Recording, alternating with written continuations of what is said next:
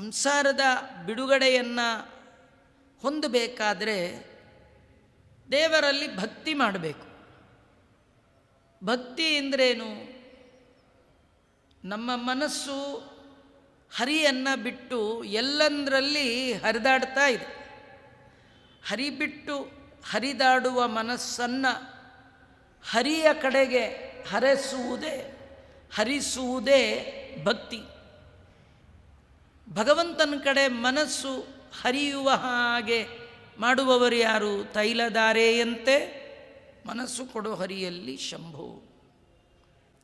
ಹಾಗೆ 6 ಉಪಾಸನಾ ವಿಧಾನಗಳು ಅಂತ ಹೇಳ್ತಾ ಇದ್ದಾರೆ.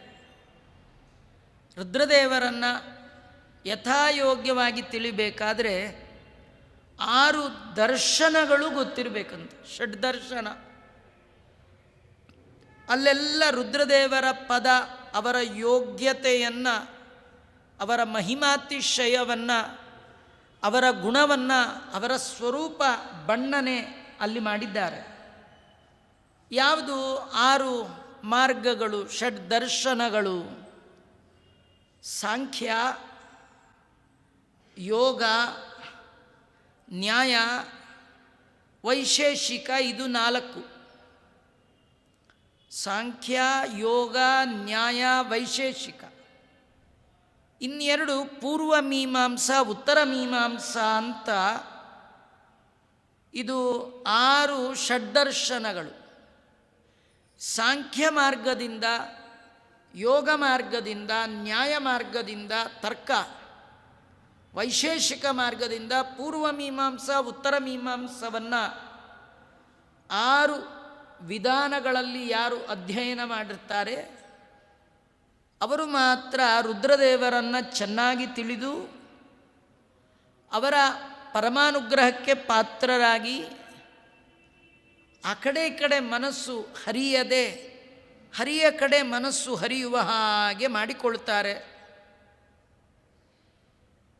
ಈ ರೀತಿ 6 ಉಪಾಸನಾ ವಿಧಾನಗಳಿಗೆ ಗೋಚರ ಆಗುವಂತಹ, ತಿಳಿಯುವಂತಹ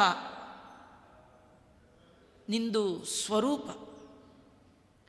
ರುದ್ರದೇವರ ಸ್ವರೂಪ ಅಂದರೆ 6 ದರ್ಶನಗಳನ್ನು ಓದಿದವನಿಗೆ ಮಾತ್ರ ಅದು ಅರ್ಥ ಆಗತ್ತಂತೆ.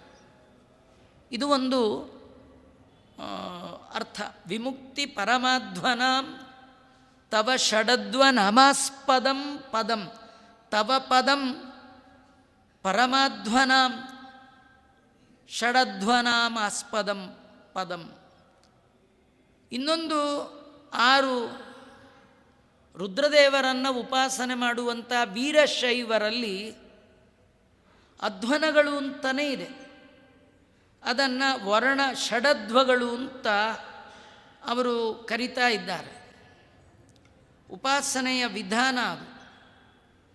ಪಂಡಿತಾಚಾರ್ಯರು ಅಂಥ ಉಪಾಸಕರಿಗೆ ಅವರ ಯೋಗ್ಯತೆಗೆ ಅನುಗುಣವಾಗಿ ನೀನು ಅರಿವಿಗೆ ಬರ್ತೀಯ ಅಂತಾರೆ.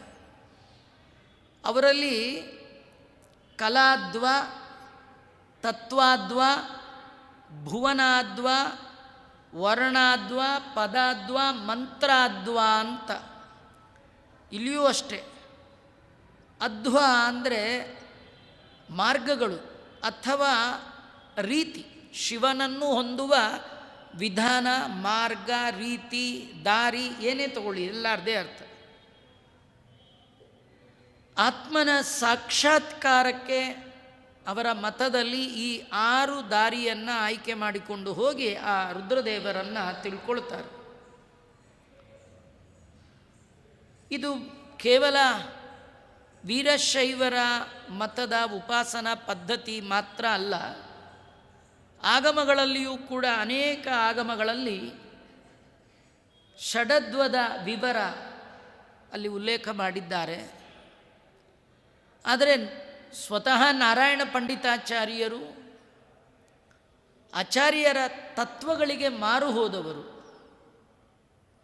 ಅವರು ಶಿವನನ್ನು ಹೊಂದಲಿಕ್ಕೆ ಆಚಾರ್ಯರದೇ ಮಾರ್ಗ ಏನಿದೆ ಆ ಮಾರ್ಗದಲ್ಲಿ ಹೋಗುವವರೇ ವಿನ ಮತ್ತೊಂದು ಮಾರ್ಗದ ಉಲ್ಲೇಖ ಅಂತ ಇಲ್ಲಿ ಅದು ಅಷ್ಟು ಸರಿಯಾದ ಅರ್ಥ ಆಗೋಲ್ಲ. ಮೊದಲಿನ ಅರ್ಥದಂತೆ 6 ದರ್ಶನಗಳು, ಸಾಂಖ್ಯ, ಯೋಗ, ನ್ಯಾಯ, ವೈಶೇಷಿಕ, ಪೂರ್ವ ಮೀಮಾಂಸಾ, ಉತ್ತರ ಮೀಮಾಂಸಾ, ಈ 6 ಮಾರ್ಗದಲ್ಲಿ ತಿಳಿಯತಕ್ಕಂಥದ್ದು. ಇದು ಉತ್ತಮವಾದ ಒಂದು ಸಾಂಪ್ರದಾಯಿಕ ವಿಧಾನ. ವಿಮುಕ್ತಿ ಪರಮಾಧ್ವನಾಂ ತವ ಷಡದ್ವ ನಾಮಾಸ್ಪದಂ ಅನ್ನುವ ಮಾತಿಗಾದರೆ,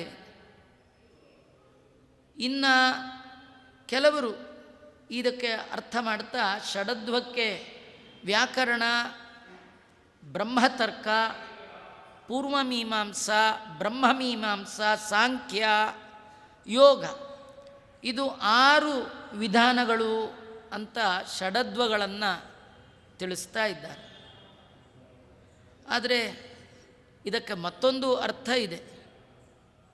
ರುದ್ರದೇವರ ಸ್ವರೂಪ ಯಥಾಯೋಗ್ಯ ನಮ್ಮ ಅರಿವಿಗೆ ಬರಬೇಕಾದ್ರೆ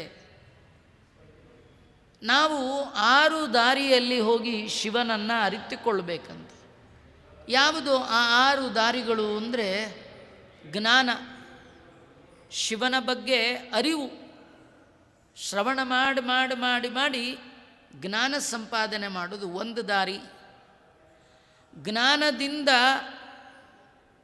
ಭಕ್ತಿ, ಭಕ್ತಿಯಿಂದ ವೈರಾಗ್ಯ, ಶ್ರವಣ, ಮನನ, ನಿಧಿಧ್ಯಾಸನ.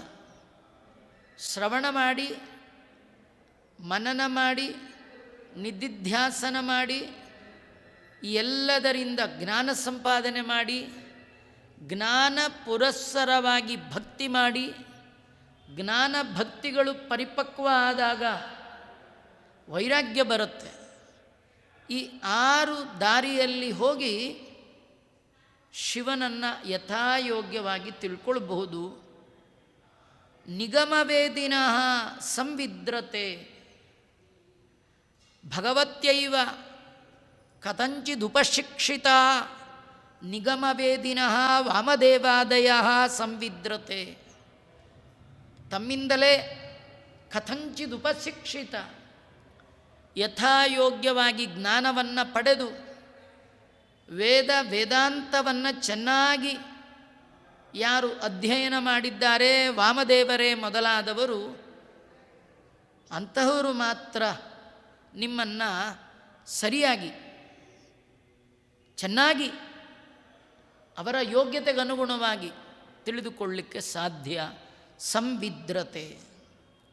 ವಯಂತು ವಿರಲಾಂತರಾಹ ಕಥಮುಮೇಶ ತನ್ಮನ್ಮಹೆ.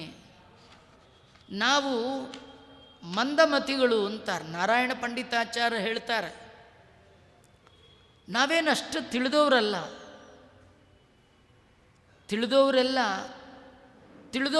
ಅಂತ ಹೇಳ್ತಾರೆ. ಅವರಿಗೆ ತಿಳಿದಿದ್ದೀನಿ ಎನ್ನುವ ಅಹಂಕಾರ ಇರಲ್ಲ. ಅವ್ರಿಗೊಂದು ಚೆನ್ನಾಗಿ ತಿಳಿದಿರುತ್ತೆ. ನಾ ತಿಳಿದದ್ದಕ್ಕಿಂತಲೂ ತಿಳಿಲಾರದೆ ಉಳಿದದ್ದೇ ಜಾಸ್ತಿ ಅಂತ ತಿಳಿದಿರುತ್ತೆ. ನಮಗೆಲ್ಲ ನಮ್ಮಷ್ಟು ಯಾರು ತಿಳಿದಿದ್ದಾರ್ರಿ ಅಂತ ನಾವು ತಿಳ್ಕೊಂಡಿರ್ತೀವಿ. ಅದೇ ಅಹಂಕಾರ. ರುದ್ರದೇವರ ಅನುಗ್ರಹ ಇದ್ದರೆ ಮಾತ್ರ ಈ ಅಹಂಕಾರ ನಮಗೆ ಬರೋಲ್ಲ. ಎಂಥ ದೊಡ್ಡವರು, ಹುಟ್ಟ ಪಂಡಿತರು, ಅಪ್ಪ ಪಂಡಿತರು, ತಾತ ಪಂಡಿತರು, ಮೊಮ್ಮಗ. ತಾತ ಸುಬ್ರಹ್ಮಣ್ಯ ಸೂರಿಗಳು ಅಂತ, ಅಪ್ಪ ತ್ರಿವಿಕ್ರಮ ಪಂಡಿತಾಚಾರ್ಯರು, ಮಗ ನಾರಾಯಣ ಪಂಡಿತಾಚಾರ್ಯ. ಇಡೀ ಫ್ಯಾಮಿಲಿ ಪಂಡಿತರ ಫ್ಯಾಮಿಲಿ. ಅವರು ಹೇಳ್ತಾರೆ, ವಯಂತು ವಿರಲಾಂತರಾಹ, ನಾವು ಅತ್ಯಂತ ಮಂದಮತಿಗಳು. ಅಂತಹ ನಾವು ಉಮೇಶ, ಹೇ ಉಮಾಪತಿ, ಹೇ ಶಿವ, ನಿನ್ನನ್ನು ನಾವು ಹೇಗೆ ತಾನೇ ವರ್ಣನೆ ಮಾಡಲಿಕ್ಕೆ ಸಾಧ್ಯ, ತಿಳಿಲಿಕ್ಕೆ ಸಾಧ್ಯ? ನಮ್ಮ ಯೋಗ್ಯತೆ ಏನು, ನಿನ್ನ ಯೋಗ್ಯತೆ ಏನು? ನೀನು ಎಷ್ಟು ಎತ್ತರದವ? ಯಾರು 6 ಅಧ್ವನದಲ್ಲಿ ಪಳಗಿಲ್ಲ, ಯಾರು ನಿನ್ನ ಬಗ್ಗೆ ಶ್ರವಣ ಮಾಡಿಲ್ಲ, ಯಾರು ಜನ್ಮ ಜನ್ಮಾಂತರದಲ್ಲಿ ಮನನ ಮಾಡಿಲ್ಲ, ಯಾರು ನಿಧಿಧ್ಯಾಸನ ಮಾಡಲಿಲ್ಲ, ಯಾರು ಜ್ಞಾನವನ್ನು ಪಡೆದಿಲ್ಲ, ಯಾರು ಭಕ್ತಿಯನ್ನು ಮಾಡಿಲ್ಲ, ಯಾರು ವೈರಾಗ್ಯವನ್ನು ಮಾಡಿಲ್ಲ, ಅವರಿಗೆ ನೀನು ಗೋಚರ ಆಗುವವ ಅಲ್ಲ. ನಾವೆಲ್ಲ ಮಂದಮತಿಗಳು. ನಿನ್ನ ಅನುಗ್ರಹ ಇದ್ದರೆ ಮಾತ್ರ ಸ್ವಲ್ಪ ತಿಳಿಬಹುದು, ಇಲ್ಲದೇ ಇದ್ರೆ ಇಲ್ಲ. ರುದ್ರದೇವರ ಮುಂದೆ ನಿಂತು ಅವರ ಪರಮಾನುಗ್ರಹ ಬೇಕಾದರೆ ನಾವು ತಿಳಿದದ್ದನ್ನು ಅವರ ಮುಂದೆ ಒಪ್ಪಿಸಿ ನನ್ನ ಯೋಗ್ಯತೆ ಇಷ್ಟು ಅಂತ ನಾವು ಹೇಳಬೇಕು, ದೇವರಲ್ಲಿ ಪ್ರಾರ್ಥನೆ ಮಾಡಬೇಕು. ಕಥೆ ಏನಂದರೆ, ತುಂಬ ಜನ ಶಿವರಾತ್ರಿ ದಿನ ಅಥವಾ ಬೇರೆ ಬೇರೆ ಬೇರೆ ಹಬ್ಬ ಹಾಡಿ ಹರಿದಿನದಲ್ಲಿ ದೇವರ ಮುಂದೆ ಪಾರಾಯಣ ಮಾಡಿ 3 ಗಂಟೆಗಳ ಕಾಲ ನಾನು ಪಾರಾಯಣ ಮಾಡಿದೆ ಅಂತಾರೆ. ನಾನು ಮಾಡಿದೆ ಹೋಯಿತು, ಮತ್ತು ಪಾರಾಯಣ ಮಾಡಿದ್ದು ಹೋಯಿತು. ರುದ್ರದೇವರು ಮನಸ್ಸು ಕೊಟ್ಟದ್ದಲ್ವ, ಎಲ್ಲ ದೇವತೆಗಳು ಒಳಗಿದ್ದದ್ದಕ್ಕೆ ನಮ್ಮಿಂದ ಪಾರಾಯಣ ಪುಣ್ಯಕತೆ ನಡೆಯುತ್ತೆ. ಆದರೆ ನಾವು ಪಾರಾಯಣ ಮಾಡಿದಷ್ಟೇ ಅವರ ಯೋಗ್ಯತೆ ಅಲ್ಲ, ಅವರನ್ನು ಪಾರಾಯಣ ಮಾಡುವ ಯೋಗ್ಯತೆಯೂ ನಮಗಿಲ್ಲ. ಯಾಕಂದರೆ ಅಲ್ಪಮತಿಗಳು, ಮಂದಮತಿಗಳು. ನಾವು ಹೇಳೋ ಸ್ತೋತ್ರದಲ್ಲಿ ದೇವರಾಗಿದ್ದಕ್ಕೆ ಕೇಳ್ಕೊಂಡು ಸುಮ್ಮನಿದ್ದಾನೆ, ಬೇರೆ ಯಾರಾಗಿದ್ದರೆ ಸಾಕು, ನಿಲ್ಸಪ್ಪ ನಿನ್ನ ಸ್ತೋತ್ರ ಅಂತ. ಯಾಕಂದರೆ ಕಾರುಣ್ಯ, ಭಗವಂತನ ಕಾರುಣ್ಯದಿಂದ ನಿಜವಾಗಿಯೂ ನಾವು ಮಾಡುವ ಸ್ತೋತ್ರವನ್ನು ಕೇಳಿದ್ದಕ್ಕೆ ನಾವು ದೇವರಿಗೆ ನಮಸ್ಕಾರ ಅಂತೂ ನಾನು ಮಾಡೋ ಸ್ತೋತ್ರವನ್ನು ಕೂತ್ಕೊಂಡು ಕೇಳಿದೆಯಲ್ಲಪ್ಪ ಅಂತ ಸಂತೋಷ ಪಡಬೇಕು. ಅಹಂಕಾರ ಪಡಲಿಕ್ಕೆ ಅಲ್ಲಿ ಜಾಗ ಇಲ್ಲ. ಇಷ್ಟು ದೊಡ್ಡ ವಿದ್ವಾಂಸರು, ಜ್ಞಾನಿಗಳು, ಅವರು ಹೇಳ್ತಾರೆ, ವಯಂತು ವಿರಲಾಂತರ ಕಥಮುಮೇಶ ತನ್ಮನ್ಮಹೆ. ನಿನ್ನನ್ನು ನಾವು ಹೇಗೆ ತಿಳಿಯೋದು, ಮಂದಮತಿಗಳು. ಹೀಗೆ 6 ದಾರಿಗಳಲ್ಲಿ 8 ಮೂರ್ತಿಗಳು, 5 ಮುಖದ ರುದ್ರದೇವರನ್ನು ತಿಳಿದು ಭಜನೆ ಮಾಡಬೇಕು. 3ನೇ ಪದ್ಯದಲ್ಲಿ 5 ಮುಖದ ರುದ್ರದೇವರು, ಅವರಿಗೆ 5 ತಲೆ, 5 ರೂಪ, 5 ಮಡತೆ ಅವರದು.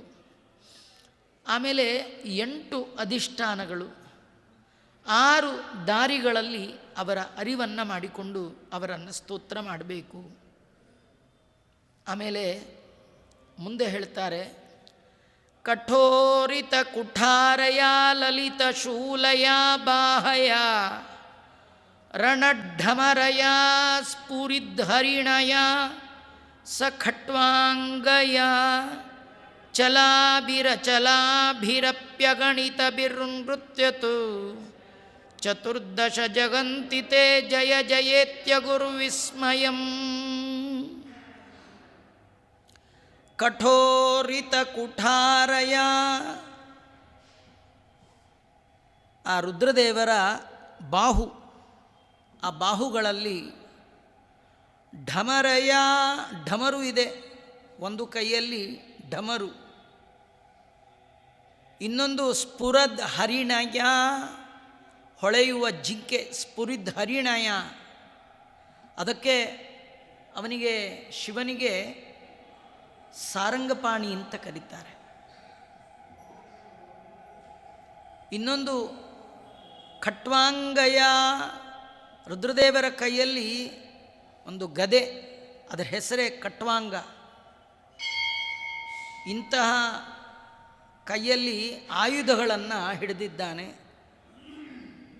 ಕಠೋರಿತ ಕುಠಾರಯ ಲಲಿತ ಶೂಲಯ, ಕುಠಾರ ಕೊಡಲಿ, ಶೂಲ ತ್ರಿಶೂಲ,